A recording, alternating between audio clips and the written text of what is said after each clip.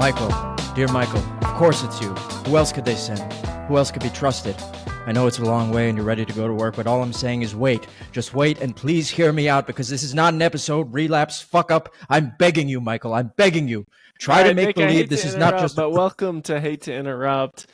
I am Gulif from youtube.com/Gulif, and this is episode 38, and I am joined by... Arthur Eden's played by Tom Wilkinson in the 2007 Tony Gilroy film by... no, it's called Michael Clayton, sorry. And I'm VHS guy, also known as Other Nick. I'm Nick from Stop Culture, though. It was a joke, guys. Sorry.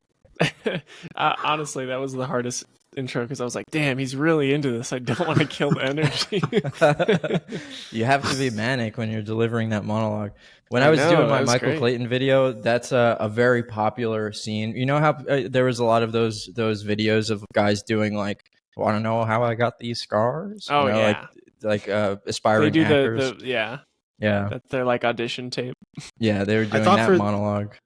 I thought for sure until they actually showed me that it was that one guy that's in everything. I thought it was the Mad Eye Moody actor for some reason. Yeah, speaking of like Joker and Batman, it's the guy from Batman. It's Falcone from the he's in Nolan Batman. trilogy.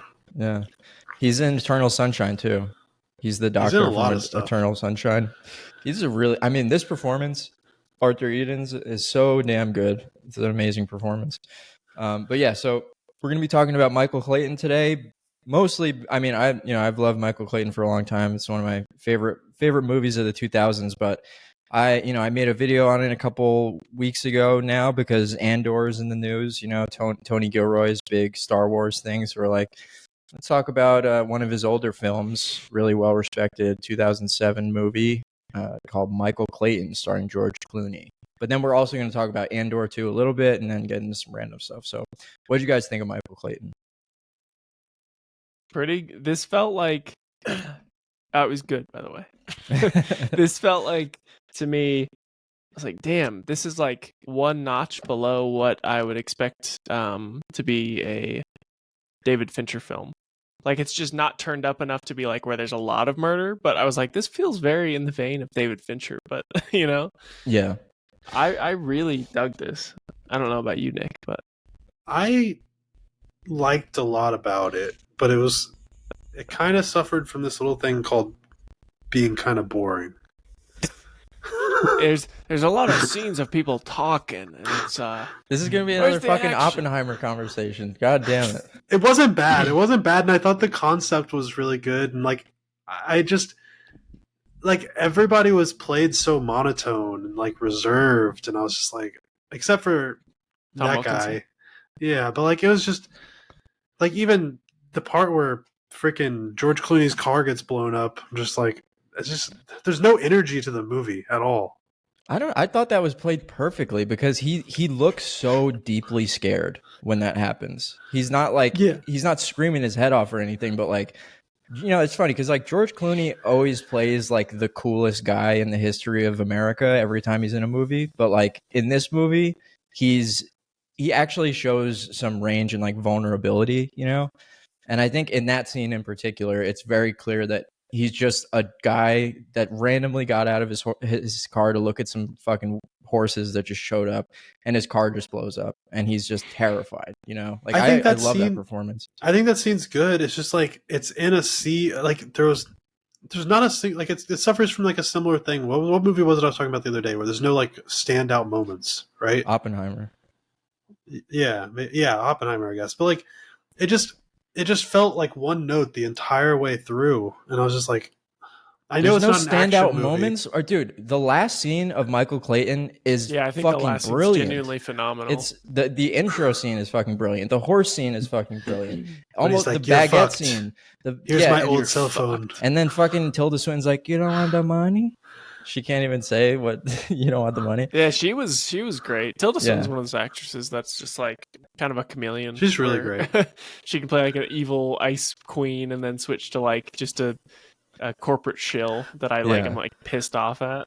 Yeah, it's just I love her character in that too, because it's just like she's not she's not a killer, you know. She's just someone trying to claw her way up to the corporate ladder, and she's trying to keep. She knows that this stuff needs to happen. Like Arthur Eden's is a corporate problem that they can't let exist. So they're like, I guess he has to die. Like there's no other. He's gonna blow this whole thing wide open. So I don't want to kill him. I'm barely even gonna say. I'm not gonna even like give the order to kill him.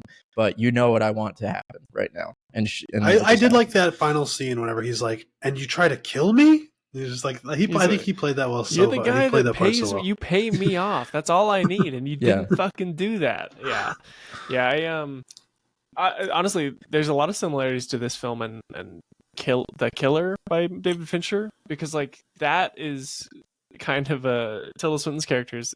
It's funny she's in both, but her character in this is similar to like the whole reason for that happening in the other one. They're like, yeah, it was a corporate buyout gone wrong, and they were just like, well, hey, there's a couple loose ends, we can just take care of it. And he's like, okay, not a killer, just like, yeah, just get it taken care of. Yeah, and then it's just this nightmare. You don't think that like this movie, like I just get the feeling like this movie would have been done better by somebody else. Like I don't feel like Tony Gilroy really like. No, I don't think knocked it out of the I park. feel like this is a very Tony Gilroy. After seeing all of Andor, I'm like, yeah, 100% makes sense why he like this is him. I mean, I will say that like the writing is definitely the standout. The writing and the performances are the standout aspects of filmmaking on display here. But I mean, the direction, the cinematography is definitely good. Like it's serviceable. It's just not. It's not very flashy. I'm sure if Fincher, to use Ethan's example, if Fincher was directing this, I'm sure it would look better. Yeah.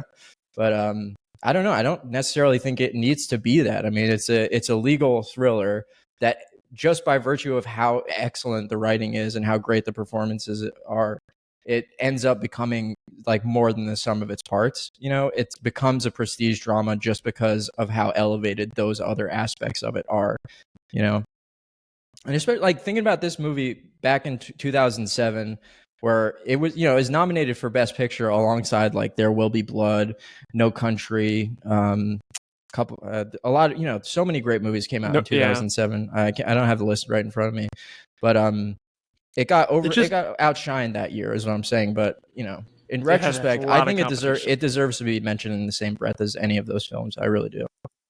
But if you think about like. I think the movie just lacked energy, man. Like if you think about like, I think this movie gave me like a similar vibe to like a lot of like Aaron Sorkin films, right?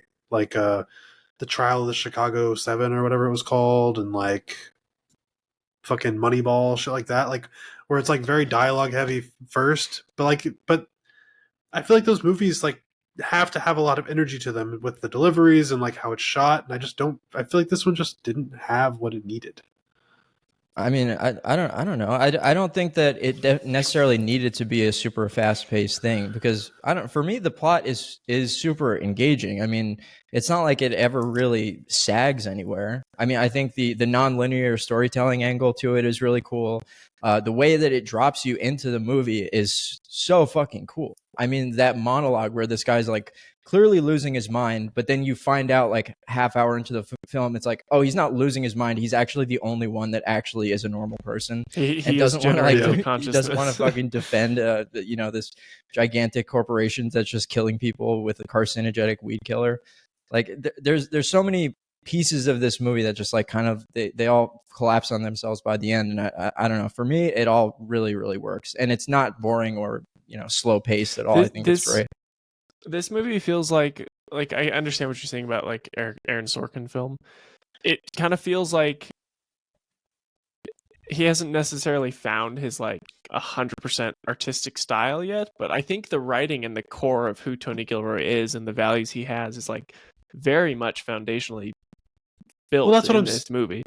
I agree, and I think that's what I'm saying. Like, I think you're right. The story is great. The performances, like, overall are great. I just think, I don't know, there's just a little layer missing for me. Yeah, I mean, I guess like it's definitely not. It doesn't look as good as something like No Country or There Will Be Blood. If I'm, because I'm the one who I put it up there. I put it in that echelon of films. It doesn't look as good as those. I'll give you that, but I don't know. I'm engrossed by this movie just as much, if not more, those movies when I watch them. It's interesting because like the aesthetics we talked about, it's got the same exact cinematographer. I'm pretty sure. As who or as what? As There Will Be Blood. Oh, really? That's interesting. Robert Elswit, yeah, same cinematographer. Yeah, wow. So I don't know. Yeah. I mean, There Will Be Blood is probably one of the best looking films of that decade. Michael Clayton, I think it looks fine, but it's kind of like it's more subdued stylistically. It's serviceable. Like everything, there's nothing that stands out really. It's kind of like beige corporate. But it's not even really it's not even really just the cinematography, because I don't think the shots looked bad, or I don't think the film was ugly. It's just energy to the performances and like maybe just how the scenes were played. Like I feel like because anything too crazy, it might have drawn away from performance, since that is the main hook of this. For me, it's like performance and the writing and like dialogue between characters was the most engaging part of the entire movie. And I don't know if it was necessary to have like a crazy, looking amazing movie. Dude, think about the spoilers, the death scene for Arthur when they break into his apartment, and it's just so clinical and fucking cold-blooded the way they kill that dude. Like, that is one of the coolest assassination scenes I've ever seen. It's just like so fucking sleek the way they do it, and just clearly they have no empathy for this person. They're just like, we're here to do a job, like we're clocking into work, but we're just killing this dude and making it look like a suicide, Yeah, and honestly, it could be a lot of it. Just could be maybe it's not my style of movie. Like, I mean that because I can definitely see this as something like you would really like find a lot of interesting things about, especially like because of how it shows kind of how the corporation works, and you know what I mean. It has a lot of aspects of it that you find a lot more interesting than I do. So that could be part of it too, Yeah. I mean, for me, like, I think it's the main thing that is the carryover from Michael Clayton and a lot of other works from Gilroy into Andor. I talked about this in my video a lot. It's like, it's the way that, people that exist within institutions that are way larger than themselves and have a mission that doesn't necessarily align with their own personal mission for their lives or their values. It's like you need to remove that part of yourself to even get up and go to work in the morning. Like you have to, your values have to align exactly with the corporation that you're serving when you're working at the highest echelons of power at these like giant institutions that control the lifeblood of America, And that's why I think Andor is about that, not America. It's the galactic empire and rebellion or whatever the fuck. But, in Michael Clayton, it's about America. And I think it's just done so well. It goes into the legal system and, how what having a conscience can do when you're a corporate lawyer. That's your only job is to defend horrible corporations that are doing horrible things to humanity, and what that can do to a person over time, Yeah. So, that's true, and I do like the Bourne movies. Like, I think they're like the first 3 Bourne movies are great. So I mean, it's not that I dislike Tony Gilroy as a filmmaker either. Well, did he? Because I'm looking him up. Did he write those ones, or because he only directed? He did, yeah. Jeremy Renner Bourne movie. Well, they're all based on like a novel series too, so it's just like an adaptation. Yeah. He wrote. I think he wrote all 4 of those, actually. He wrote all the 3 Jason Bourne ones in the 2000, and then he directed and wrote the Jeremy Renner one. So. And he made a movie called Duplicity. Yeah, I've never seen that one. With Julia Roberts and Clive Owen. Yeah. I love Clive Owen. But yeah, I mean, Tony Gilroy, I feel like he flies under the radar a lot. I think he's one, just basically based off the strength of Michael Clayton and Andor, is one of the best writers, I think, working in Hollywood. I think he's super talented. It's all of this stuff is so well written, and like, yeah, sure. I mean, I guess the performances in Michael Clayton could be a bit understated for some viewers, but I don't know. Like, even Clooney, I don't think Clooney necessarily has an understated performance. I think he displays a lot of quiet range in this movie. Because, like I was saying before, usually the only flavors that you get from Clooney are like cool, aloof, badass, older, distinguished gentleman, But in Michael Clayton, he's grappling with so many different things. He's being pulled in so many different ways, and he has all these different emotions, and you read them on his face, Like, he's very upfront about what he's feeling throughout each moment of the film. and I find that impressive. Yeah. I don't know. I liked it. I liked the movie. I wasn't in love with it, but no, I couldn't. I feel like this. I mean, I don't know how like well known this is because I hadn't heard of Michael Clayton until Nick's video. Like, I was like, oh, I didn't know he made anything. But I feel like a lot of people would like that are a big Fincher fan, or there's a couple other filmmakers that are very similar stylistically. Where I'm like, I feel like they'd like this is their shit. Like they'd fully fall in love with this kind of story and this kind of movie because I think it's great. I just don't know how it kind of got overshadowed in its year, like you said, Nick, with There Will Be Blood and No Country for Old Men, because those are the only ones I ever hear people talk about from 2007. Yeah, I mean, if you really look at the list, 2007 is one of the best years for movies ever. I think it's got so many great movies in that year. A lot of people say 2007 was the last year of humanity. Yeah, because it's like it's obviously an exaggeration, but I guess it's like it's right before. I think partially because of that, like culture was kind of at a peak in 2007. iPhone didn't come out yet. Yeah, there's no smartphones right before the 2008 financial collapse. Before smartphones, just like it felt like we were on an upward trajectory until that year, and then everything started going downhill. I feel like we peaked in 2011. What's good about 2011? There's just so many good movies still. Movies. Okay. What was good in 2011? I can't think of a lot of good 2011 All movies. The good comedies. Like what? Superbad had just came out. Tropic Thunder. No, that Pineapple Express. Superbad was before that. Those are all 2008. All of those you named were 2008.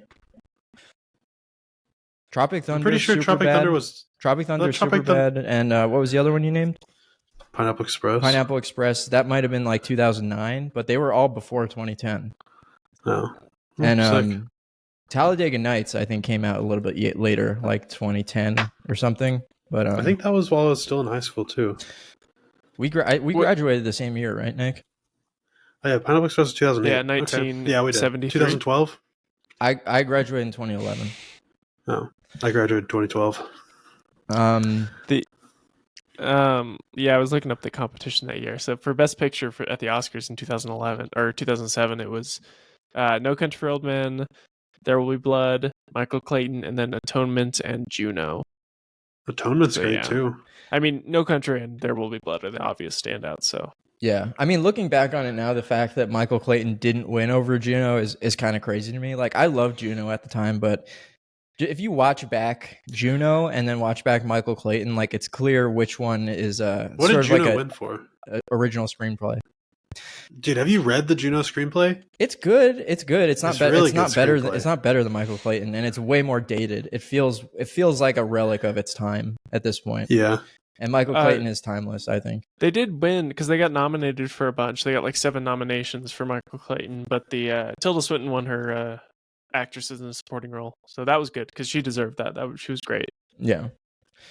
Well, I get after Oppenheimer, I guess I'm not surprised that Nick didn't like Michael Clayton. I didn't dislike. I like this more than I liked Oppenheimer by a long shot. Okay, well that's good.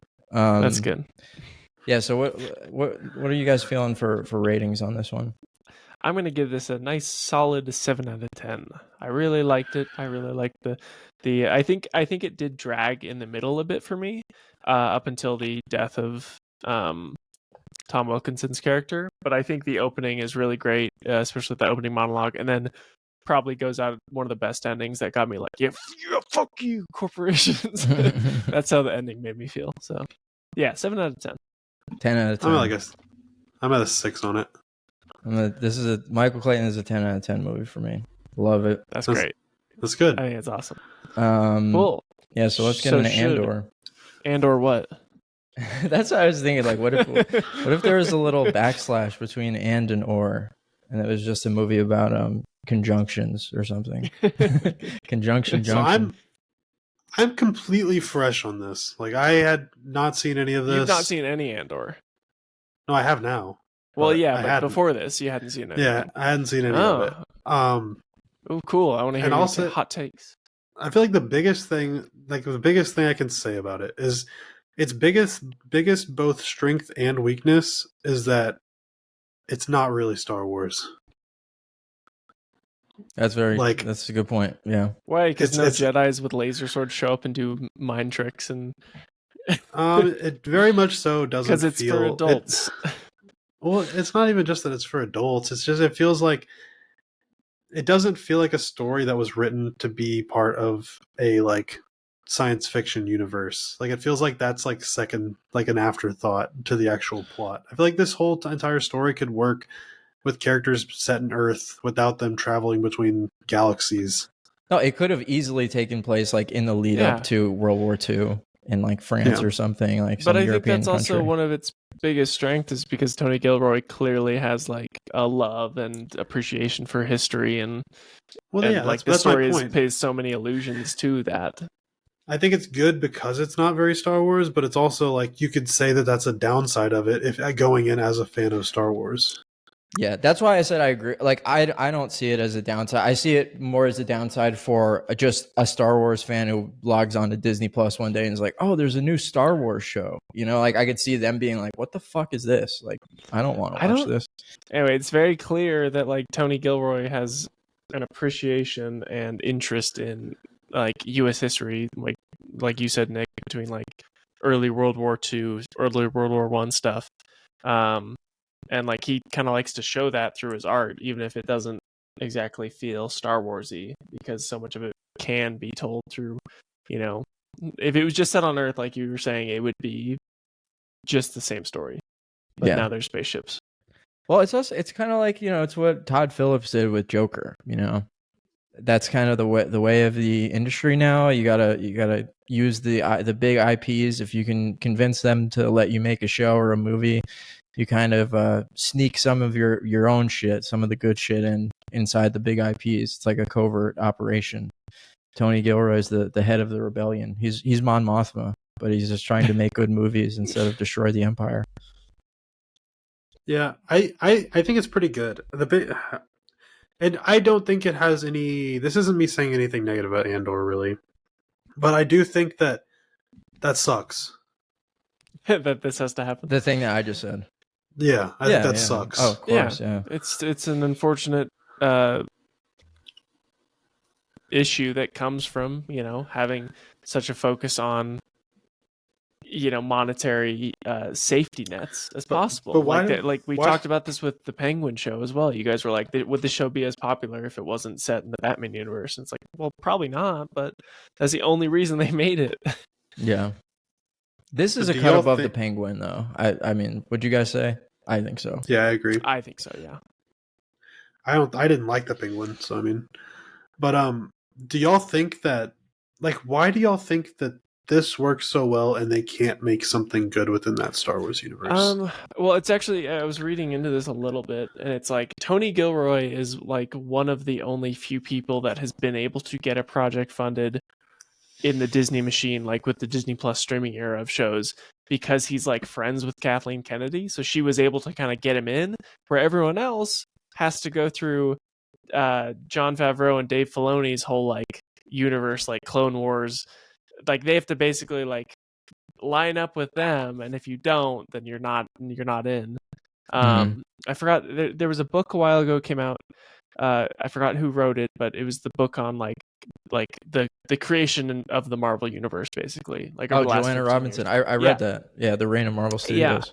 And she talked about how like in-house at Star Wars, apparently Dave Filoni and like the current Star Wars team are kind of annoyed that people refer to Andor as like one of the good ones compared to the rest of their stuff, because they are not a fan as much as Kathleen Kennedy, you know, is, and a lot of other fans are. So I think they're not fans of Andor, you said? No, they don't like Andor because it like doesn't represent the rest of what they want Star Wars to be. But he got it made because he's like pals with Kathleen Kennedy. That's very interesting, but real quick, I was just imagining Mahler finding out that Tony Gilroy is friends with Kathleen Kennedy. He's like, Tony Gilroy's friends with Kathleen Kennedy. Time to boycott Andor. Oh, yeah. That guy's he has a very robotic voice, right? I don't know. Yeah. He has like British presenter voice. Yeah, kinda. He's like AI voice. Kathleen Kennedy. But yeah, no, that's really interesting, Ethan, because Yeah, I don't know how true that is, but that's what that lady has talked about. That book was very well sourced. I've listened to a lot of interviews with Joanna Robinson. She's like a very well respected Hollywood insider. She's worked at all the major magazines and stuff, and now she works at the Ringer. That book is, even if you're not a Marvel fan, that's a really interesting book to read, because it's just you know, I guess if you're not interested in the whole come up of Marvel, it's still interesting as like a look inside the belly of the beast of Hollywood. You know. Just, I mean, so sorry to derail it for just 1 second, but it's so interesting how Marvel was like this scrappy upstart indie studio in the beginning, and they were like fucking leveraging their biggest properties, their biggest IP. Yeah, they with like Merrill Lynch or something. They were like, if you give us, whatever, $400 million or whatever, you can hold on to these Captain America, Iron Man, Doctor Strange, all these characters. And if our movies don't reach a certain level of like box office value, you can keep them and just sell them off to whoever you want. So it was like very possible that after the Hulk and, that first phase 1 of Marvel shit, that they could have just lost the entire potential to even do an MCU, which is pretty fucking nuts, It's true. But I think it's really cool. And I mean, I wish they carried on their legacy. I mean, I know y'all don't agree with me, but Nick's betting on a comeback. Oh, with Marvel being like a little bit scrappier and like doing things in the more tone of the Iron Man. Yeah, no, I agree. I agree to an extent, because I don't know. It's like, but at the same time, sorry, I guess we're going to do a little Marvel talk. Sorry. Side note, Marvel talk. At the same time, I don't know if I need Marvel to be a scrappy independent studio. I have enough of those that I like. I like Marvel being big and dumb and fun. Well, my Lord and Savior James Gunn will give me something interesting to watch now. Yeah, so at the very least, I don't need Marvel anymore. Yeah, but I don't think you shouldn't fool yourself that DC Studios is going to be like a scrappy indie studio either. They're not. I don't think they're going to be scrappy and indie, but I think they're going to make things that are watchable for me. The one thing I think that DC has going for it right now, I know we're still in early stages, is that at the very least they seem like a studio that is willing to try out weird things right now. Like very early on, like they were like, we weren't planning on making a Clayface movie, like a Clayface horror movie, but Mike Flanagan just showed up and was like, hey, can I make this? And they're like, that's sick as hell. Yeah, here's 50 mil. You know? Yeah. I think that's cool. Like Marvel wouldn't do that. They'd be like, sorry, this doesn't really fit in the timeline of the current, we're setting up Doomsday, so we can't have a Squirrel Girl series right now. I'm sorry. Yeah.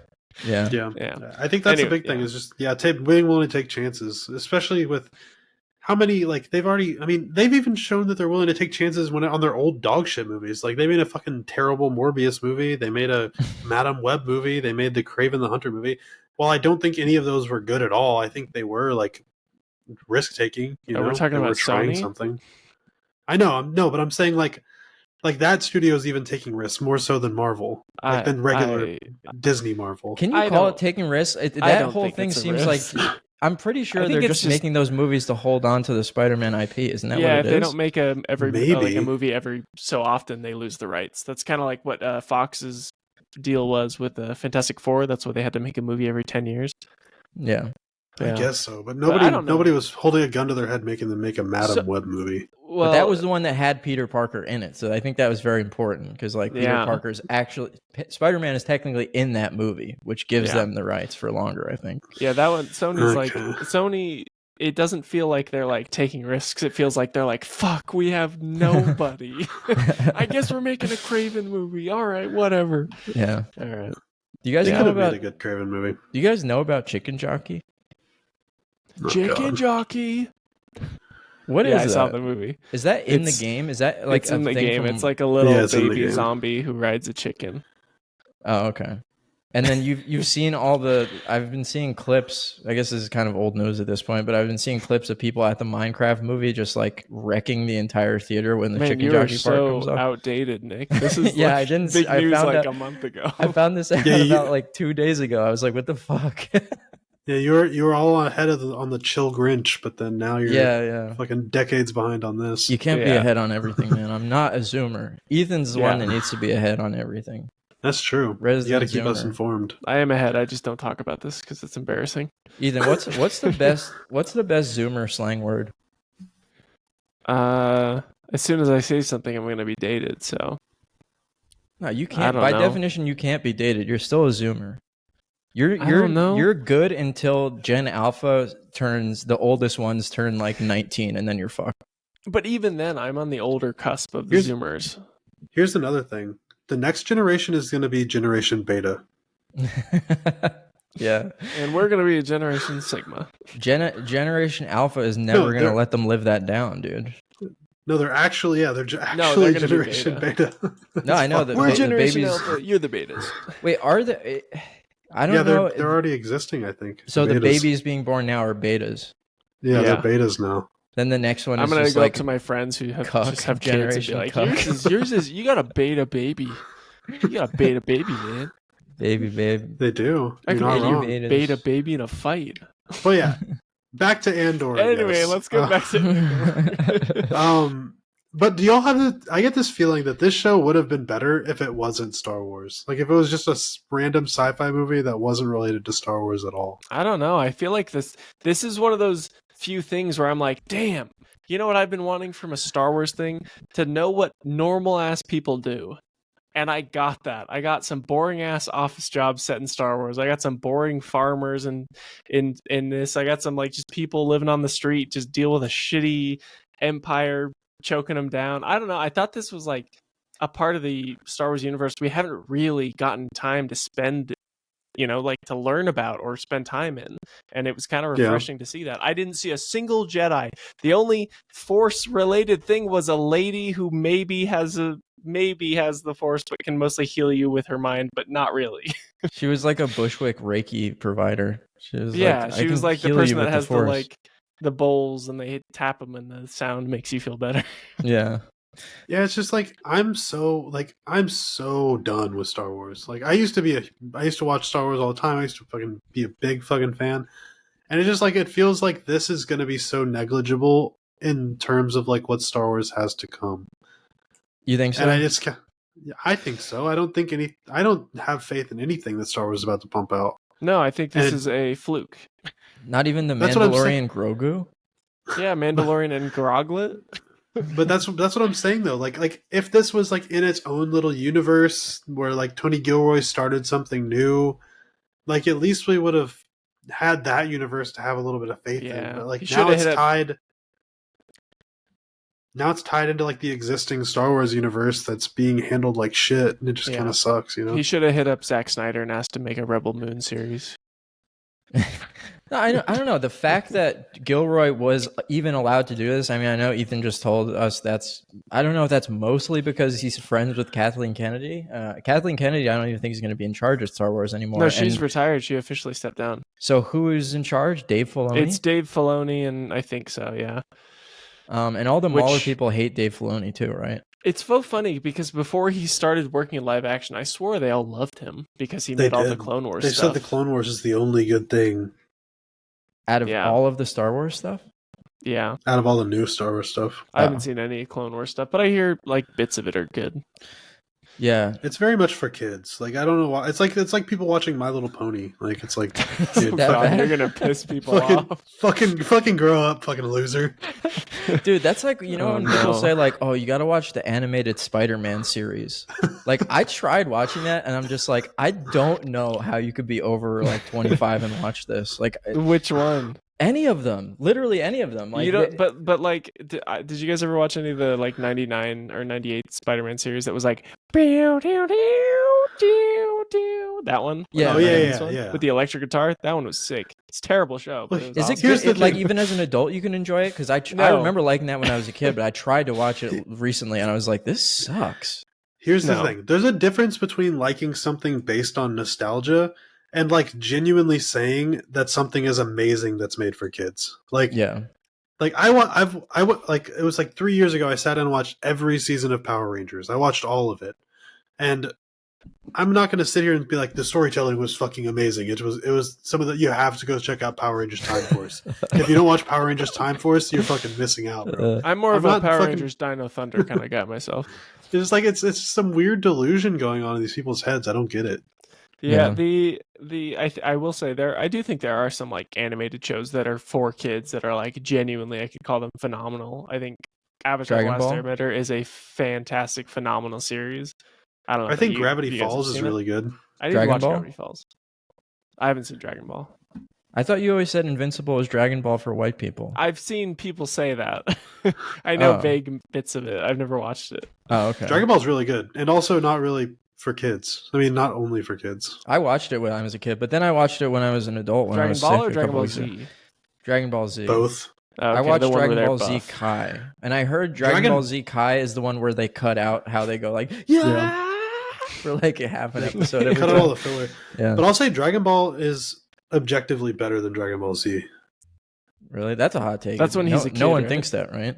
Yeah, I don't know, but I think it. I thought the popular weeb pick is Dragon Ball Z. That's the big one. Yeah. I'm not sure. I think. No,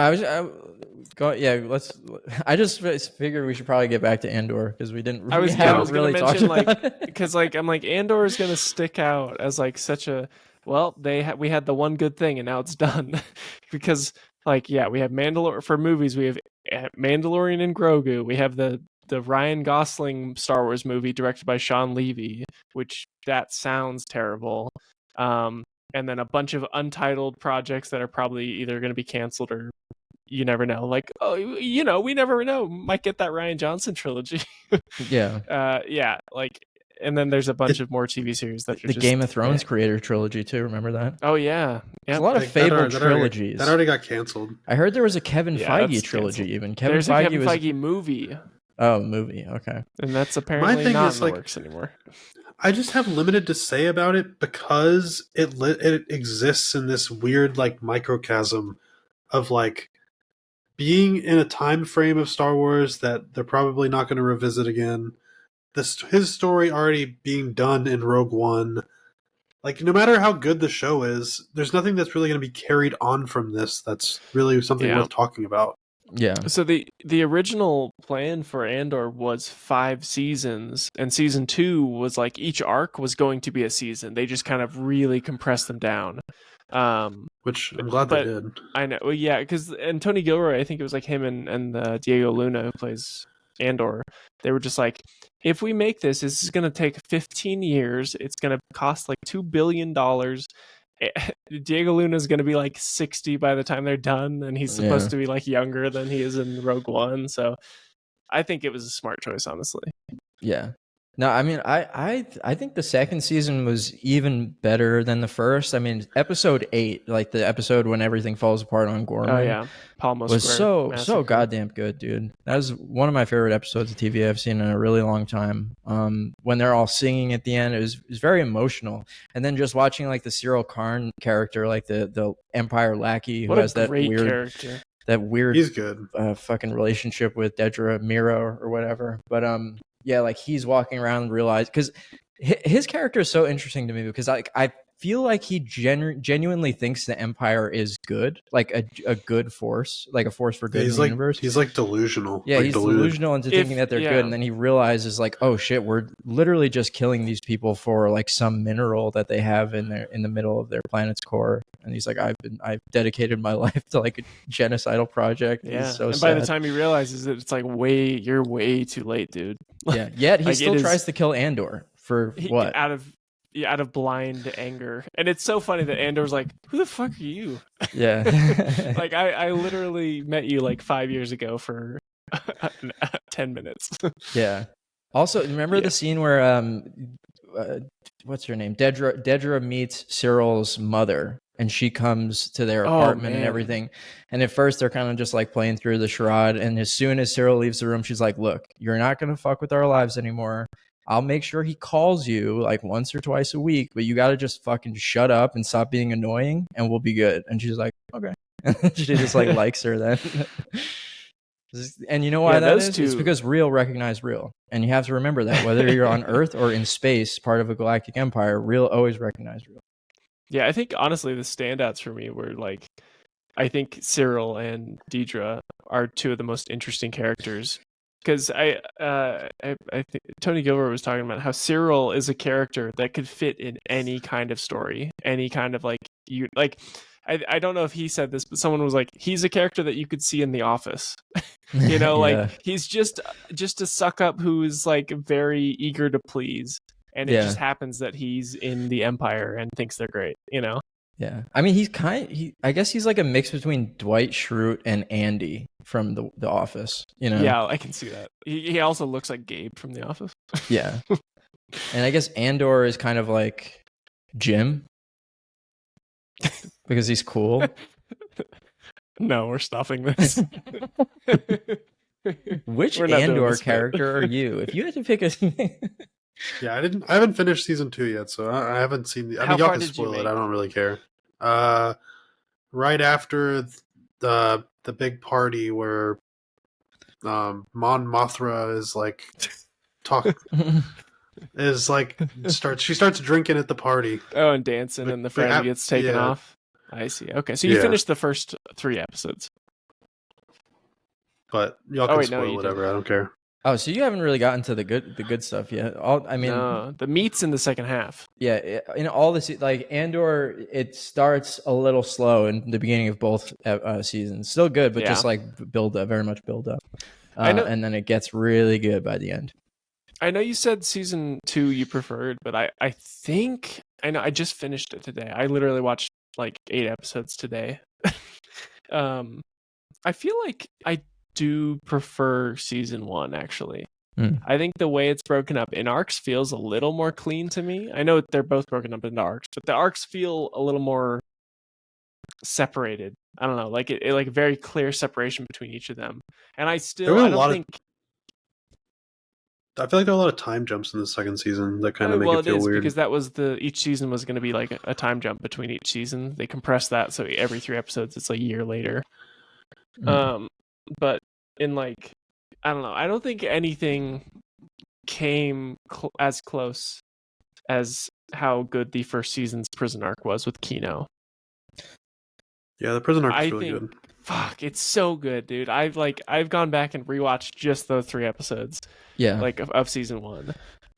I mean, I don't know. I love all the monologues. The monologues are fucking great. I love the one. My mind is a sunless space. Yes, Stellan Skarsgård's monologue, Andy Serkis, Andor's mom, and then in the second season there was another good one. I forget who gives it, but I don't. Mothma gives a speech about how it's genocide. Oh yeah. That's right. That was great. That was a great one. That was a great episode because I was like, the 3 episode arc formatting. I was like, we got episode 8, which felt like the finale of an arc where it's like this whole like beginning of a genocide. I was like, this is a great episode, but then have the episode 9 is like this essentially like she's got to go out there, do a speech, and then it's immediately like we've got to figure a way to get her off planet without the wrong people taking her, and she doesn't know how to trust.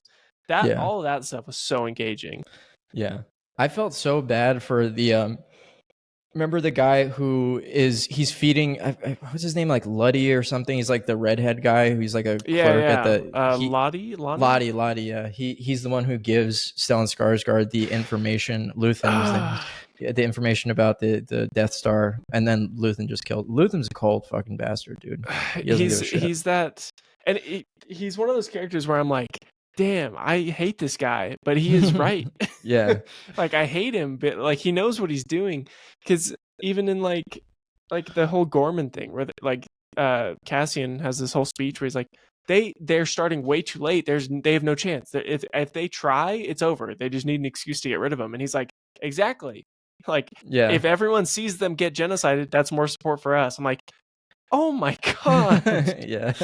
He's like, they'll burn and they'll burn brightly. They'll burn brightly. Yeah. Yeah. It's fucking really just cold-hearted, but that's like, I mean, he was right. Yeah, that's what generals are kind of like that. Generals in war, yeah. And also when you're fighting a fascist empire, you by definition can't really have morals. Like the whole Michelle Obama thing, when they go low, we go high. That doesn't work in a galactic rebellion against Darth Vader and his friends. You have to go even lower. So yeah. That's just the reality. That's the reality. That's why I hate that quote by Michelle Obama, kind of, because the Democrats have been trying that. Sorry to get political, but the Democrats have been trying that for 10 years now. They got lucky with Biden because of a fucking global pandemic, but going high doesn't seem to be really working anymore when the enemy is Trump. Same thing with the empire.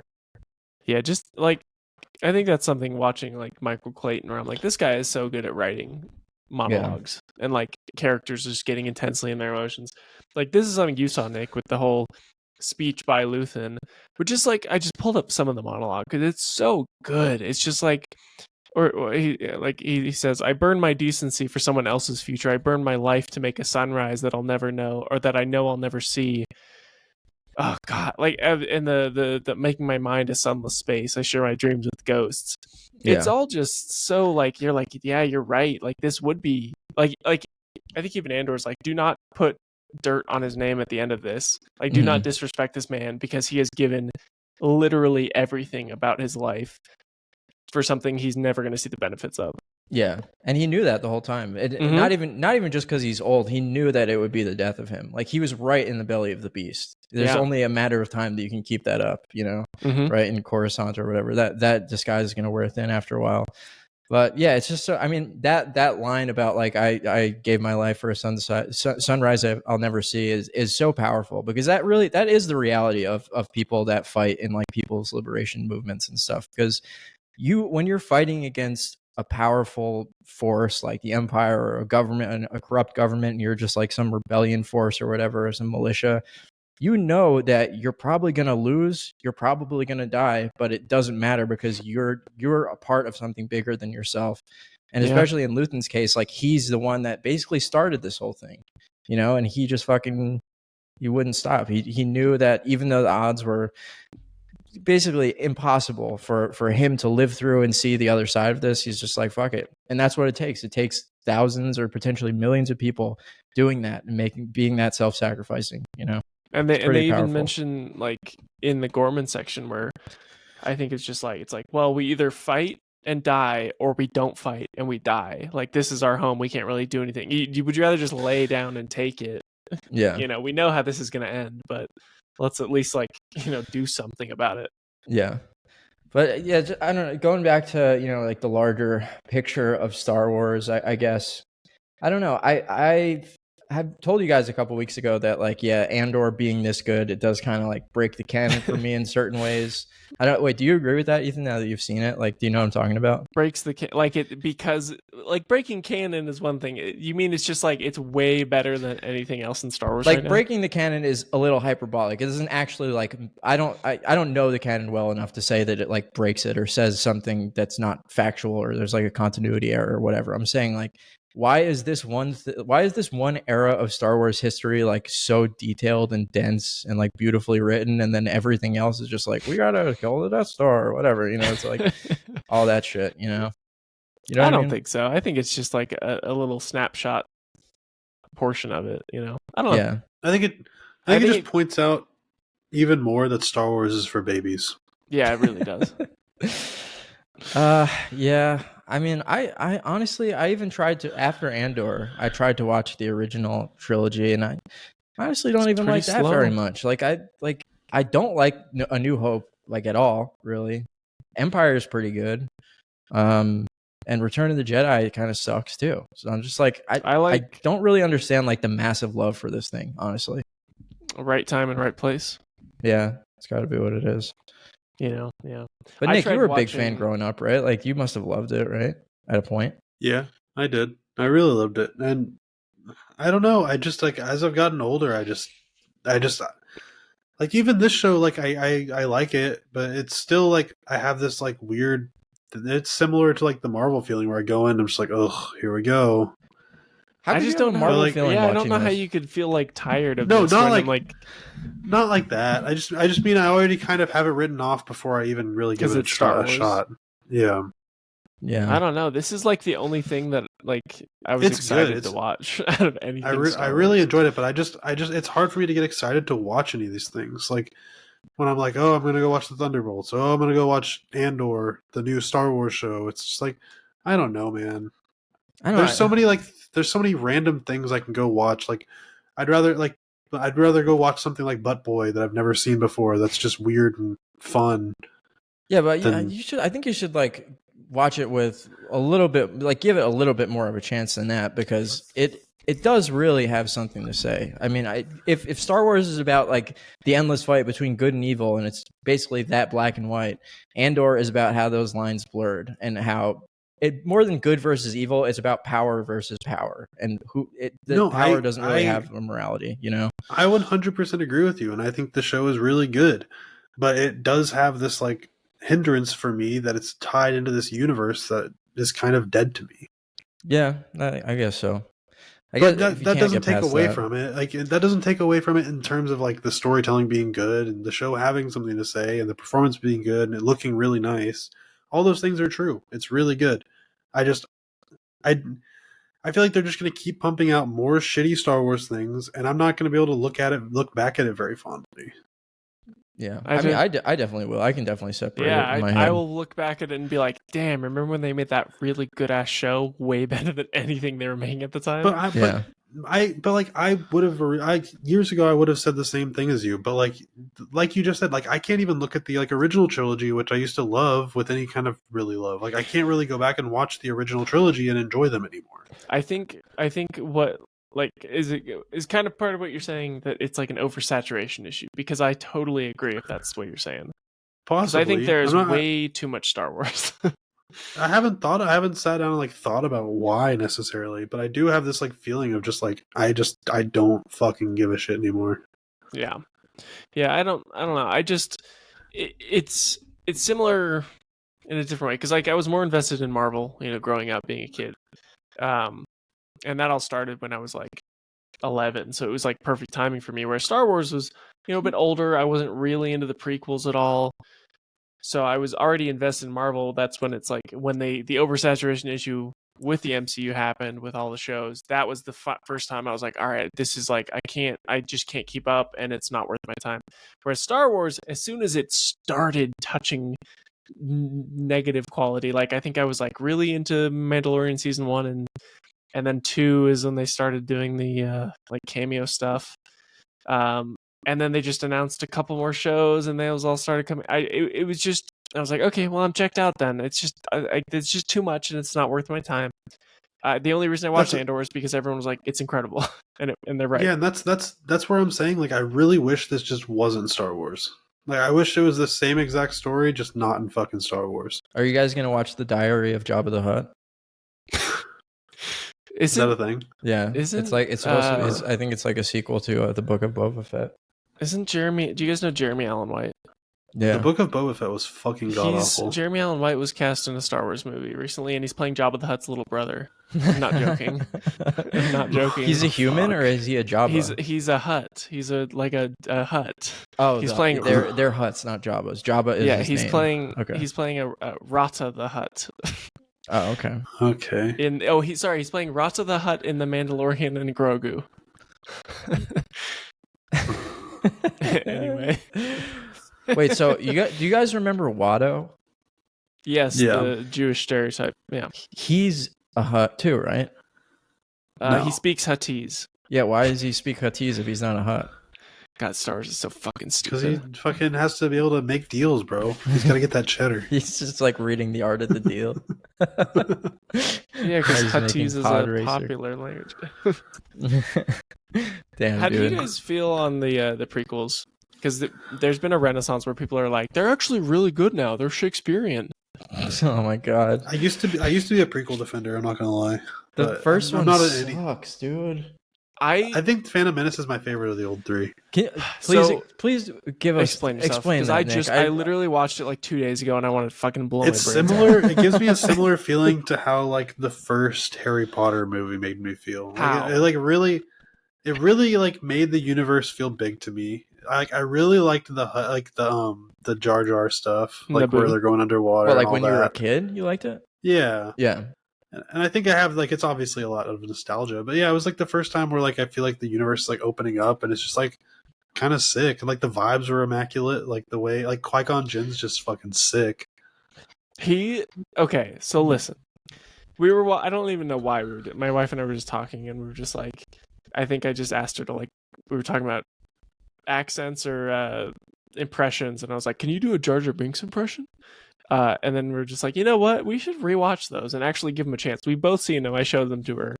And now that like they had washed over her, I'm like, let's give it a try now that you know what to expect. The horrible CGI. Let's go watch it again. Phantom Menace is probably the worst paced, ugliest, most boring nonsense movie I have sat through. It is just scene after scene of characters that are stiff as a board with zero charisma, just going, well, we've got to get out of here. Well, we need a new a Bleagle Blob to go in our starship. Yeah. All right, let's go pod race. And then fucking Kid Anakin is just like, are you an angel? I heard about angels on the outer galaxy rim, and you're beautiful. You want to see my pod racer? I don't know what it is, man. I kind of fuck with the movie. Dude, I don't know. It's the best distillation of this whole thing. Do you remember the Red Letter Media Plinkett review of this movie? Have you guys watched that? Yeah. Oh yeah, there's a he classic shits videos. on it. The part where he goes up to all the other guys. I mean, I don't know if Red Letter Media was even a thing. It might have just been Mike at this point, but he's like interviewing all the people that would eventually become RLM. And he's like, all right, describe Han Solo. And they're like, oh, you know, he's like a charming rogue. He's a thief with a heart of gold, all this stuff. He's a scoundrel, blah, blah, blah. And then they do all the original trilogy characters. Qui-Gon Jinn. Yeah. And all of them are like, wait, which one is that? Yeah, he's stern, has a beard. That's literally all they can say, because none of these even you know, characters that have characterization in the original trilogy don't have characterization in this one. Like fucking Obi-Wan. Obi-Wan is like nothing in this movie. He has hardly any lines in Phantom Menace. I agree. I mean, I'm not going to defend this movie in any way, shape, or form. It's just like I feel like the movie makes me feel a certain way. It's like sometimes you just turn on those movies and it just kind of like it's like makes comfort. you feel happy. I get it, but I don't think it's a good movie. I think it is badly paced. I think the performances suck. I think the writing sucks. I just think it's great. Cool. Oh, well, I thought you actually liked it. I didn't know. Because I was just curious to like hear a take that would be like, no, it's actually good. Because I don't think I've ever heard somebody say that. Yeah. But no, like the first Harry Potter movie, I can, you know, it's obviously like a kid's movie and everything. It's dated, but like that's a good movie. You know, you could watch that and get invested in it, regardless of your age or how long ago it's been. Yeah, but it's also like the introduction of that like universe, right? Like it starts to get you sucked into that world. And I feel like the Phantom Menace kind of does similar things, where it kind of like, especially if you're a kid going into it, you're like, oh my god, this is a cool universe. This is Star Wars. The thing I'll always be grateful for the prequels is they were, I don't know if my first game, but they were my first game I spent a lot of time playing, the Lego prequel trilogy on GameCube. Oh, it's so good. And that was such a badass game. I think about playing it right now. Like, it's so good. And that was the only appreciation I got out of those movies. Are there a lot of good They Star created Wars a lot games? of cool stuff. There's some. It's interesting The because right Knights of now, the Old Republic games are my favorite video games ever. I think. Yeah, people say the KOTOR games are really good. The interesting thing is, like, when George Lucas, like, I think it was after the prequels, he kind of just gave the license for Star Wars games out to everybody. It was like, hey, you can make a Star Wars game, you can make a Star Wars game, you can make, and then Disney got it and didn't do anything with it, and then they gave it to EA for exclusivity for 10 years, and they made like 3 games, and they were all 2/3 of them are bad. Star Wars Jedi Survivor is good. Battlefront 2 is good now, like 4 years after it's come out. Now everyone's playing it. And now we're at a point, I think, where a bunch of people are making Star Wars games again. But yeah, I don't know. There's some good ones, like the KOTOR. What was games the one they released recently? Like Star Wars Rebel or something? It was Star Wars Outlaws. Yeah. That game got that one, shit on. which people are mad because it's DEI/woke because the woman isn't super hot. Isn't it DEI because they had a kid with red hair in it? The kid from Shameless? No, that's the other one. That's Jedi Survivor. Actually, those games are good. They're like Dark Souls. Do you guys think are gingers DEI? No, because they're pure. That's why they're white. like them, probably. I was just kidding. They don't have souls, but they're still white. So that would be funny if you guys took me seriously. All right. Nick, it's time we talk about the 4-letter N-word. Nick? Oh, sorry. Yeah, Nick. What is the Nathan Fielder joke? He's like, my name's Nathan, but my friends call me the N-word. Oh yeah. Yeah.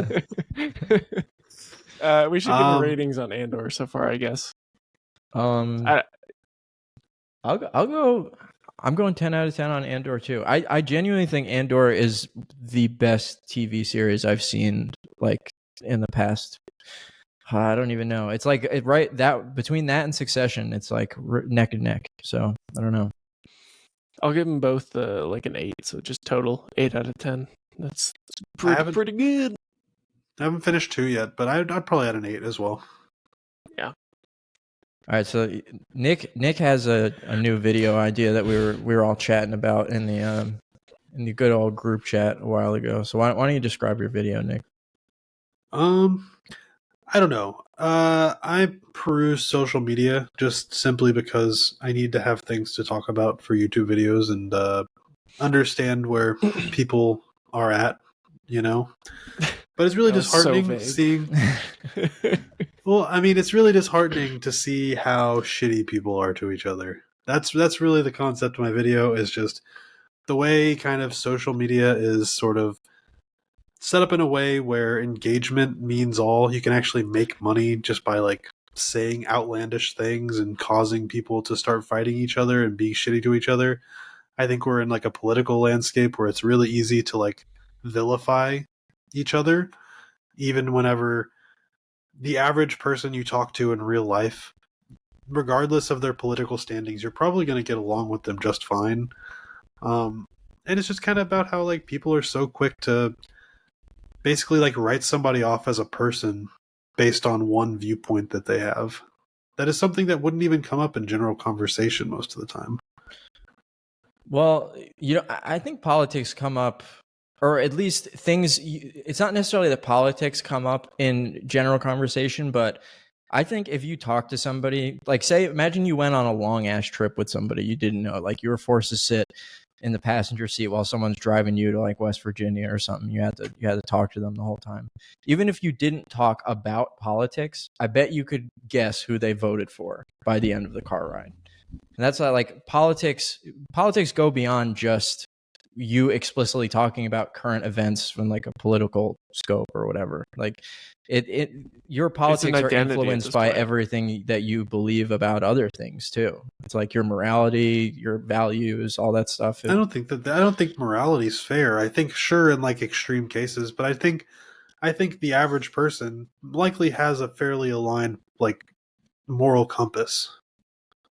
Well, no, I mean, I think your morals do definitely. It's like what you. It's not like necessarily that one's better than the other, I guess, but it's like what do you value in life? You know, I think that's a big left-right dividing line. You know, it's people on the right tend to care about conserving the way that things used to be. That's why they're called conservatives. That's why they're called reactionaries, because they're usually reacting to things that progressives want to try to progress society towards. You know. So I think that your values definitely do inform your political opinions. You know, that's a huge part of what it is. It's the direction you'd like to see society go. I've been around people on both sides of the spectrum. I'm right now I live in like a small ass town where almost everybody is like super conservative, and then I'm fucking like 45 minutes away from Austin where it's the complete opposite. And I get along with people on both from everywhere. You know, it's whenever I'm in like talking range of people in real life, but whenever you're online, sure, like one thing can like be like, it's so much easier to just spew vitriol because they don't agree with something that you're talking about. I'm not saying you should spew. I don't want to spew vitriol at anybody, but I'm just saying that your values and morality 100% do inform your political opinions. Like, so imagine what a big part of the left-right divide is like, what do you how do you think government funds should be allocated to services to feed the poor and have like a social safety net for poor people in the country? So if you're on the left, usually you're like, yeah, some of our tax dollars should go to that. Like we should support people who are down on their luck. If you're on the right, you don't think that's true. So I mean, like, what does that say about your morality? You know, I think that does say something about your morality. It's like what should be the purpose for tax dollars? Where should all of our money going towards? Should it be going to foreign wars and building up our defense 10 times more than anybody else in the world, or should it be going to helping people that are actually in the country? But also, like, people that do think those things, a lot of the time that doesn't match what they actually do in real life. Those might be some of the most charitable people you meet in real life. Like, you know what I mean? With their own money, not with their tax dollars. I mean, it doesn't necessarily say something about them as a person because they don't want the government to tell them what to do with their money. Well, the government's going to tell you what to do with your money regardless. We're going to have to pay taxes regardless. It's about, saying where those tax dollars should go, exactly how much of them there should be, what tax, how the tax brackets are split up.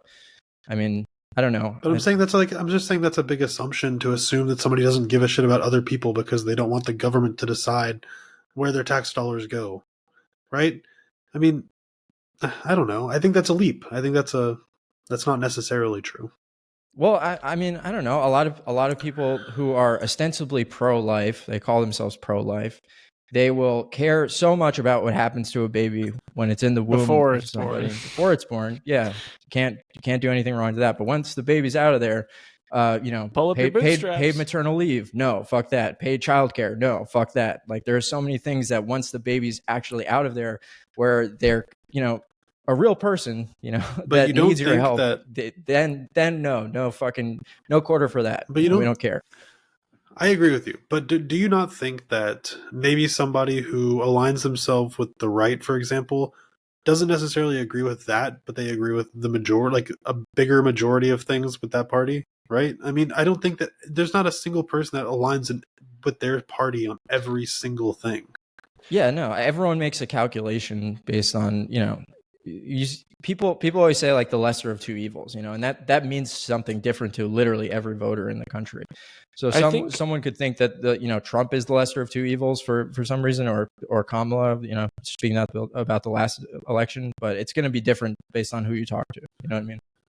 I think the one thing I've noticed on the right specifically is I feel like even if they do have a different, like, maybe not right, let me be a little more specific, like grifters, like right-wing grifters, I feel like there's always like one thing that they believe, that like one kind of hatred they hold in their heart, and then if it because they gotta kind of have all of those in their boat, they gotta hate, you gotta hate trans people, you gotta hate gay people, you gotta hate minorities, you gotta hate immigrants, you kind of add them all to the pile even if they don't believe them. I feel like that's a thing a lot of like far right people have, a unity in that way, and this is not a positive thing, but this is just what I've seen. Well, explain that again, because I'm trying to understand what you're saying. What, like they lump all of these groups, like, that they hate as like one thing? No. I'm saying, like, if, say, specifically one of these people they're like, I just don't like black people, they're gonna kind of just lump everything else into the group because it makes it easier to sell, like, to the rest of, what's the term? Like the rest of their movement, the rest of their movement, because it's like they're all about being unified and stuff. This isn't specifically conservatives. This is just, I mean, it is because it's just far right wing grift people. Like, it's if they can sell one of them and the one thing they don't like, then they'll add in the pile. But here, my video isn't focused on people who are social media influencers trying to get a rise out of people, right? It's about, like, the average person you're talking to in your everyday life.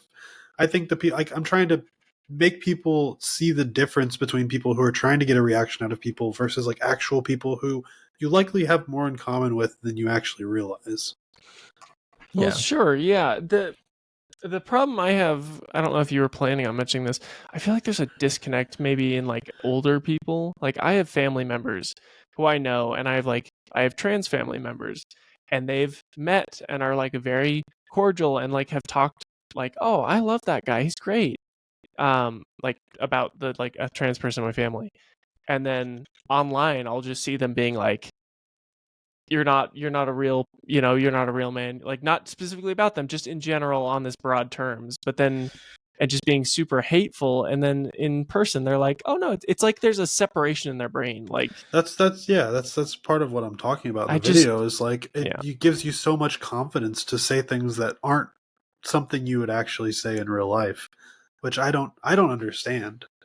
What you're talking about, Ethan, though, is like a big dividing line between conservatives and people that lean left. It's people that lean left they're able to not necessarily even meet somebody that is a trans person, just to know that they exist, to hear one of their stories, to hear about their life experience and be like, okay, there's a lot of people out there who claim to have this identity and have these specific issues.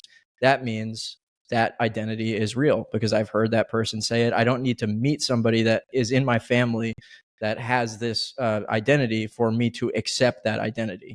They can just be like, no, that's okay. I'm extending empathy to that person, this hypothetical group, because I feel like that's an important thing to do. Whereas a lot of times conservatives will be like, no, fuck that. But if they meet somebody, especially someone that they love, that they didn't initially know was trans or was gay, then it can change their whole ideology around the matter, which is a big difference. That's a very common thing that happens with conservatives. They need it right in front of their face, you know. But that's kind of what I'm talking about, though, is like I don't think that hate is deep down, and a lot of the time, especially like if we're talking about like the trans stuff, it's they don't like it on a conceptual level, but that doesn't necessarily mean they directly hate everybody, right? I mean, it's still pretty bad to just be like, you're not actually a man, to misgender people on purpose. You know, your gender identity isn't valid to me because it makes me feel uncomfortable. I mean, that's still very bad, even if they're not going to be like, I fucking hate this person, I want them to die. But who's to say that? Who's to say that, though? I mean, if we're assuming based on what you just said, where I was saying they're not accepting of these people's identities, which I think is bad, you know, even if they're not going to explicitly be like extremely rude about it online or in person, I think it's still bad. I think it's bad that they're not being accepting of it, you know? Yeah, it's like I've met people that are like, well, I'm not for or against gay marriage. And I'm like, if you're not for it, like you're not okay with it being legal, then you are against it. Like, I don't think that's a very hard concept to understand. That's not really true. It's like, because like you could, I feel like saying, what was I talking about the other day where it's like, hold on, I wish I had prepared to talk about this, but like saying you're directly for something means like you really you'll go out there and you'll support it, right? Like, I mean, I don't know. I mean, it means you're just fine with it being allowed. But does it though? Because a lot of people don't see it that way. Well, how do they see it? What do you mean? What would you need to do to actually be in favor of? Do you mean like do activism in favor of it to actually? No, it's like I would go out of my way to like push this through. Like, right? They're probably seeing it that way as opposed to what you're saying, which is, I don't know. I feel like it's just it's probably a wording thing. I was talking to, they were like, it was an in favor or not in favor of. Though that was the phrasing. It was like I'm not for or against. But maybe they're like gay shit weirds me out, but I don't have a problem with them doing whatever they want to do, right? That's fine. I'm just saying I don't know the situation. I'm just saying sometimes people take things that people are saying the wrong direction because they want to. It's very easy to take that the wrong direction. Gay shit weirds me out, but you know, do you, bro? Do you? But like, I'm talking. Just don't do it in front of my face. That's the next thing that always comes up. Yeah, but like, I'm saying I work around. Don't suck my dick. You know, that's coming right next because you can tell what people are gonna say right after they say. I'm saying I work with a bunch of like dudes that are like fucking 60s, 70s. And they say all kinds of fucking like off the wall fucking shit. Yeah. But you can tell that they don't like actually harbor hatred with some of the stuff they're saying.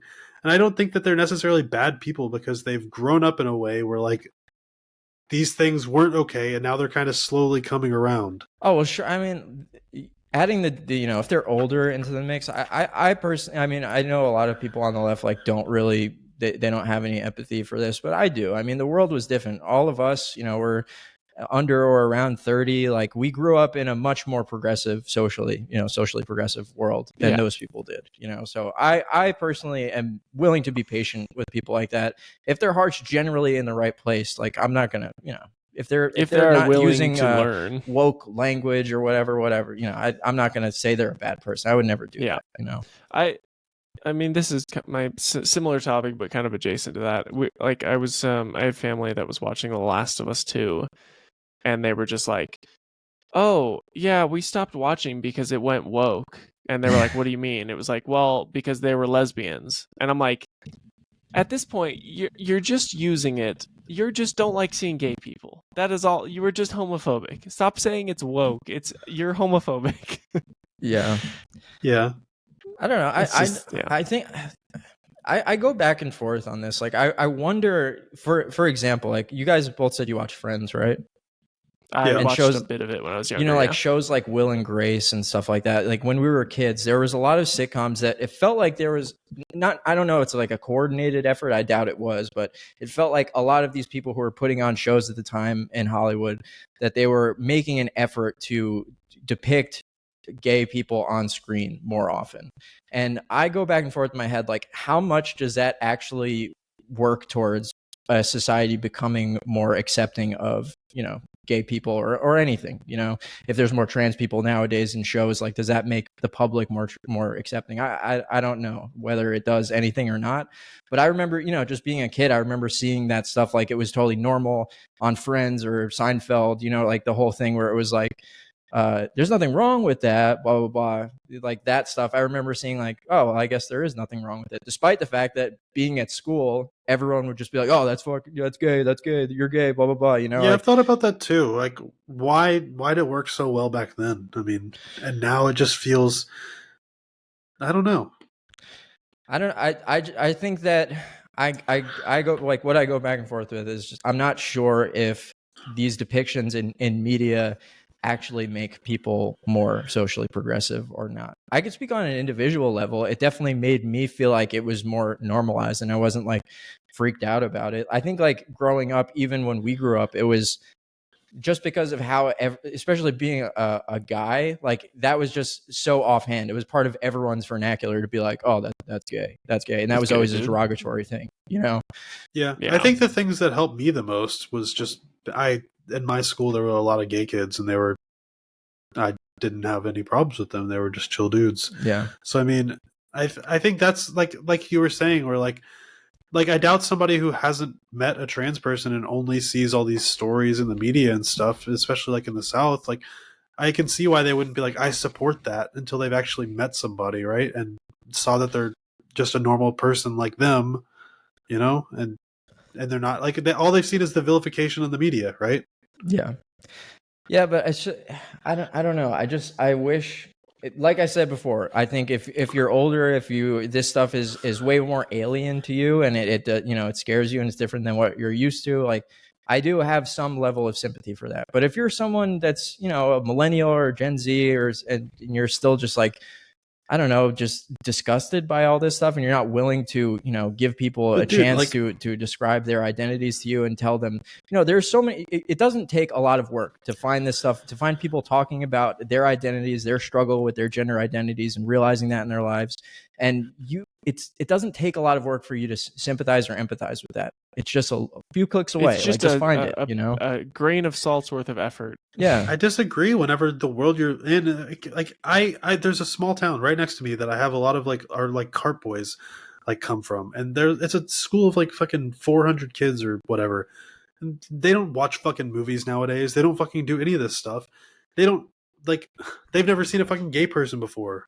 You know, it's the whole entire world isn't New York, where all this stuff is just super, super common. I didn't grow up in New York though, and I always had more progressive, you know, ideology. I think it takes looking outside of your bubble, I think, a little bit, you know. And everyone has a different. I feel like that's a lot to ask, even though it doesn't seem like it. Everyone has a different situation growing up. You know, some people grow up in more conservative areas or whatever. But that's why I think things like, you know, going away to college, or if you're not going to go away to college, like try to see other places in the world. Try to go to cities where there are a ton of different people around. You know, like I know you say not everywhere is New York, like potentially derogatory, but New York is very diverse, and that's beautiful. You know, it's beautiful that there's. I don't mean that in a bad people. way. I'm just saying that everywhere isn't like that, right? It's not like, I don't know. It's different. Yeah, I grew up in a small ass town. It wasn't until I left Austin that like I was really exposed to all this kind of stuff. Yeah, but I mean, I think people should kind of take it upon themselves to learn what it's like to live in someone else's skin, like as much as you can, to understand the problems of people that aren't yourself and those who look and think exactly like you. Like that should be incumbent on people to try to learn what it's like to be the other guy, you know? And it's not even just like like figure it out. It's like just a basic bare level of like kindness and compassion, which I feel like is vacant in a lot of groups.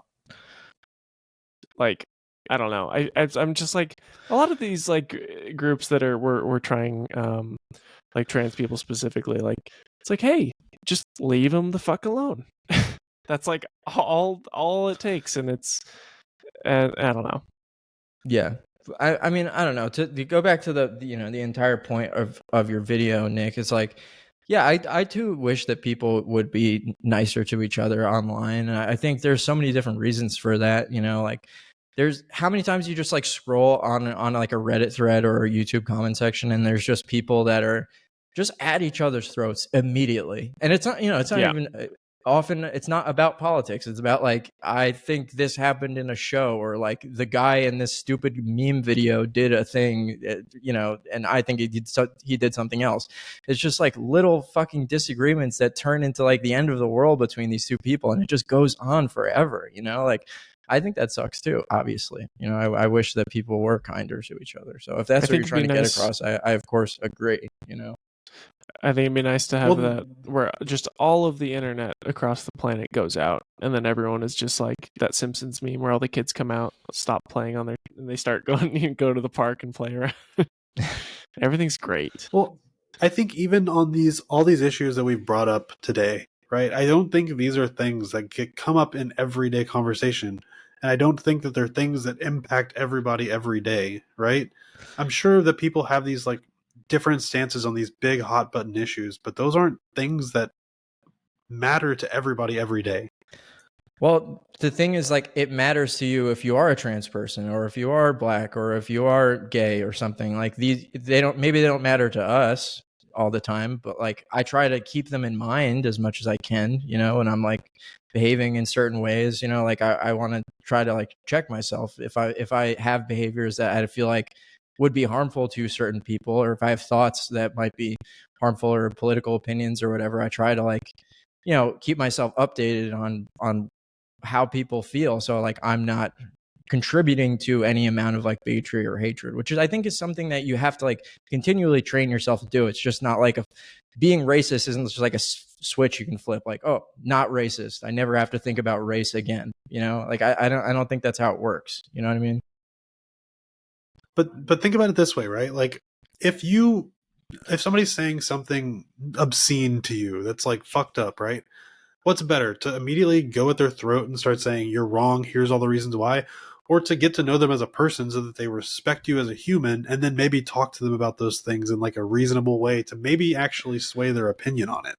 I mean, yeah, of course. The second one, I feel better, like the second one's better, but it's like, if this is a stranger, I'm just gonna be like, well, not interacting with this person again. Like, it shouldn't be my job to fix somebody that I don't know. Whereas like, if it's a person you already have an established relationship, that's one thing, and I'd at the very least call them out and be like, that's kind of fucked up, don't say that, and then maybe have a discussion. But I don't think that's like, I don't know, I just don't, I can't imagine investing that much time into a stranger that is just hateful. Yeah, I'm not talking about a stranger. I'm saying, like, say I was like super homophobic, right? And like, me and Nick had been friends for a while, and he just found out I'm homophobic, but me and him have already had this fucking like friendship. Maybe he could actually fix that from me, right? Because I actually respect his opinion as a person, since we've gotten to know each other and seen that we're alike in a lot of ways, but maybe not in my massive homophobia, right? I'm just saying, getting to know people and like finding common ground, even if you disagree with this one thing that they have or a few things that they have, is just important. Yeah, no, I agree. I agree with that. No, I think that's what fun, that's what friends are for. I think, like a lot of times it takes a conversation with somebody that you trust to be like, hey, I'm like kind of feeling out my stance on this one particular issue that I maybe don't have a handle on, or I haven't read enough about, or I just like, am thinking in a wrong-headed way about. If you talk to friends about that, who maybe, I don't know, not even that they know more about it, but they've thought about it or whatever. Like, I don't know. I think that's totally fine, and that's like a really helpful resource for people to kind of like gain a new perspective on social issues. So I think that's good. You know, nobody's ever going to change. Go on, nobody's ever going to change their opinion by being yelled at. That's all I'm kind of saying. Well, I do feel like there are certain viewpoints that are so bad that they do actually deserve to be shamed in public. Like I really do think that. I think there's. I'm sorry. I think. What Ethan? No, if someone came up to me and was like, I think white people are the superior race. Yeah. I'm just not, and I knew this person. I'm not doing this. No. Yeah. Like there's something inherently wrong with your mind at that point. Yeah. I mean, I'm not talking about like people. Yeah, go on. I mean, we're talking about people that you have disagreements with politically, and that is what that is. But I think people who are like actual Nazis and shit are outliers. I don't think those people should even be brought into like the actual discussion. Is kind of what I'm trying to say. I don't know, when you have one in office.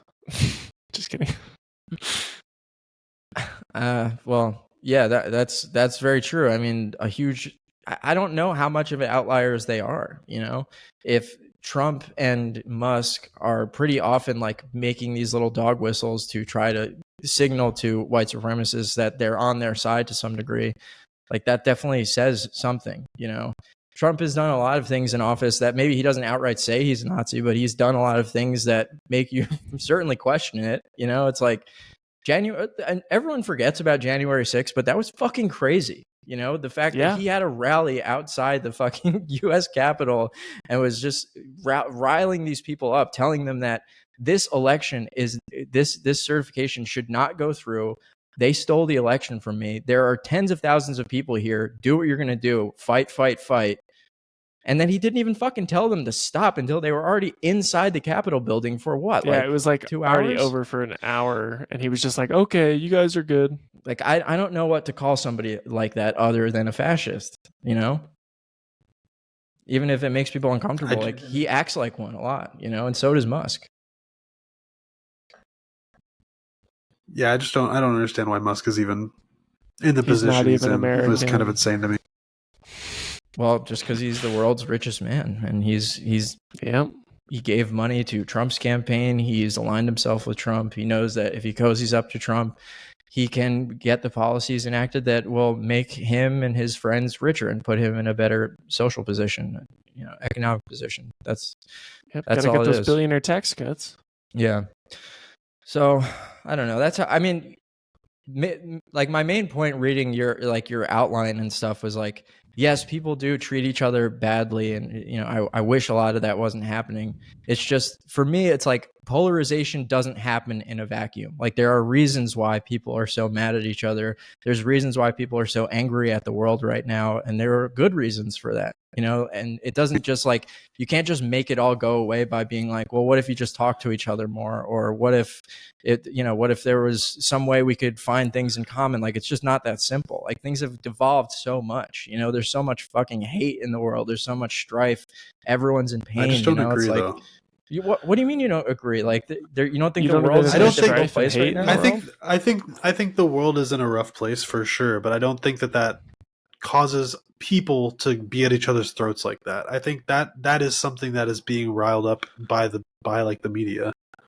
Well, that's definitely part of it. I mean, like I think we talked about in the group chat, Nick was talking about how they're very clearly trying to focus on culture war stuff, so we don't talk about, you know, all the stuff America's doing and the 1% and the billionaires and all that, because it's way easier to get us to fight over stupid shit like that than it is to, you know, worry about them.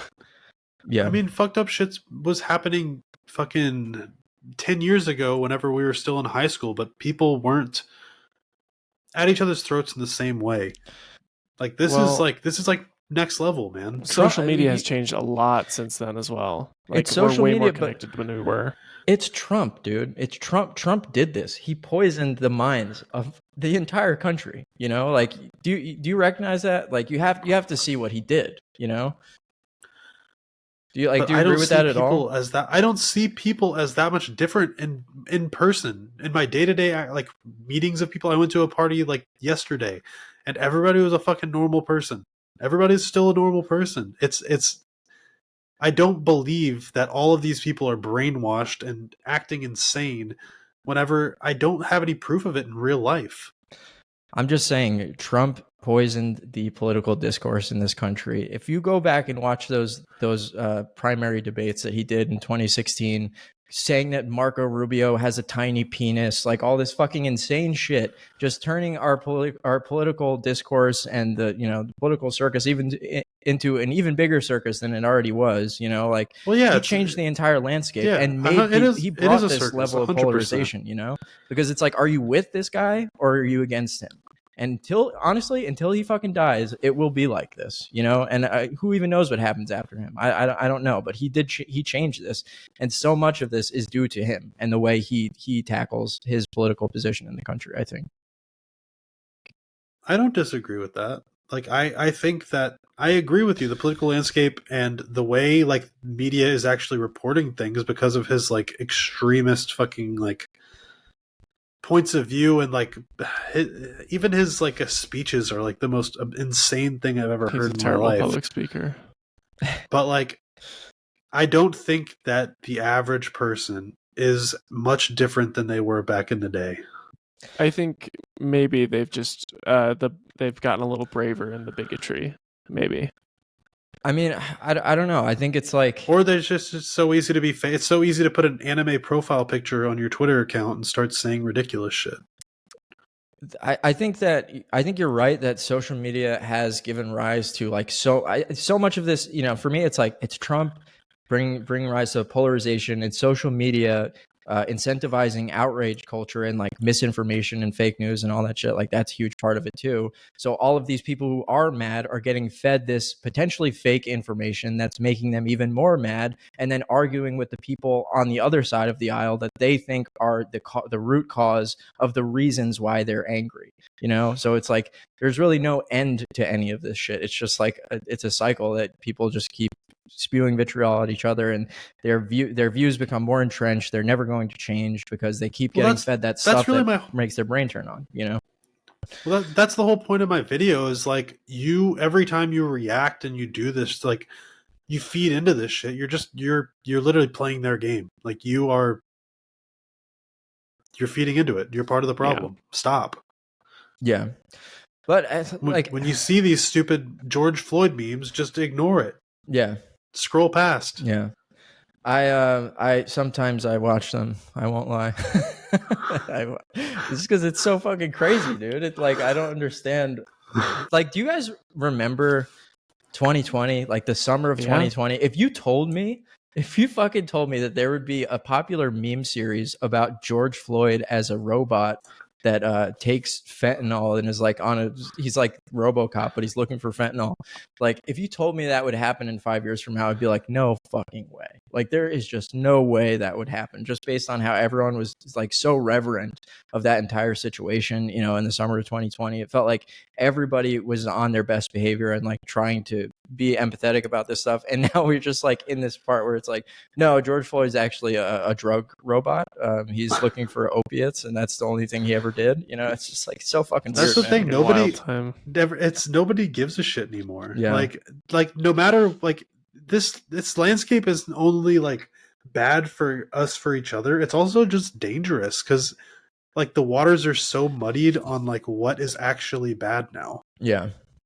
I mean, there's a new movie on HBO from the guy who wrote and created Succession called Mountainhead, and it's about these 4 billionaires. They're basically like modeled after specific billionaires that you'd be able to recognize in real life. Like, there's Zuckerberg, there's a Musk, there's like a Peter Thiel type, and the one guy, he's like in charge of like a Facebook type company who just released this new suite of AI tools that's allowing people like dissidents in countries that are far away from us create deepfakes that are causing mass riots like all over the country. There's like political assassinations all over the place, and it's like watching that shit, it's like we are so close to that. Have you guys seen the compilations of how fucking good the AI videos are getting now? Like, there's still really just scary, a little bit of uncanny valley left, but like the deepfakes, I'm sure, just are basically indistinguishable even for like a trained eye. And especially if you're not that, that's fucking crazy. Like, it's so scary what's going to happen in the next couple of years because of this stuff. There needs, unless there is something, like, there needs to be legislation, or the only thing I can see happening is someone gets assassinated because of a deep fake video, or someone commits a crime, like a politician commits a crime that was a deep fake, then you'll get legislation put in. But until then, it's just going to get fucking wild and horrible. The only thing they've really been on top of is the deepfake porn, it feels like, because there's like a bill that passed with almost unanimously trying to ban deepfake porn. I don't know. I don't know where it's at. I think it passed the House or whatever. But like, as far as just the proliferation of of AI and like deepfake technology more generally, it seems like we're just letting it all happen. Every company, that's all they're focused. Every tech company is like, oh, we're just focusing on AI now, how to integrate AI into our service or whatever the fuck, And every single company, I'm just like, why does my litter box app need AI? What are we doing? Well, it all happened so fast too. So it's like, I feel like a lot of damage is going to happen because the government's so fucking slow. Yeah. Oh yeah, it takes ages to get anything done. But I don't know. It's like we always saw this coming. Like, it was always, people have been talking about the AI revolution for how long? It still felt decades now. It still felt like for me, I guess, it still felt like a shock at how fast all this stuff's kind of coming along. It's just gonna get faster. Yeah. Because when did ChatGPT came out in 21 or 22? Yeah. And now, I mean, talking to ChatGPT back then, it was like very clear you were talking to like an automated system. But nowadays, when you ask it a question, it talks to you like your homies, like your good friends. Like, oh, what's up, dude? Like, it starts to adopt your mannerisms if you talk to it enough. I mean, do you guys remember? Do you remember Cleverbot? What's Cleverbot? You don't remember Cleverbot? That was like one of the early. It was like an early Google chat kind of thing. I remember Smarter Child. Do you remember that, Nick? Smarter Child was on AIM Instant Messenger. It was basically like a kind of an AI thing. Like, you could talk to it and have conversations with it, and it would speak like semi-intelligently. It was nowhere near like, ChatGPT or anything, but that was in the early 2000s. Do you guys remember that? I don't. No. Did you guys use? I feel like, Ethan, you might have been a few years behind using AIM. Did you ever use like AOL? Yeah, I have no idea what AIM is. Oh, okay. But I've heard about it. I used AIM a little bit, like right before Facebook, right before MySpace, right? Yeah. I've been thinking about doing a video for a while that's called like, what if MySpace won the social media war? Like imagining if it was actually MySpace that became Facebook level ubiquitous or whatever. That would just be sounds better. Because like, you remember what it felt like to use MySpace? Like, it was so much more customizable. Like, you had a song that played right when you signed on to your page.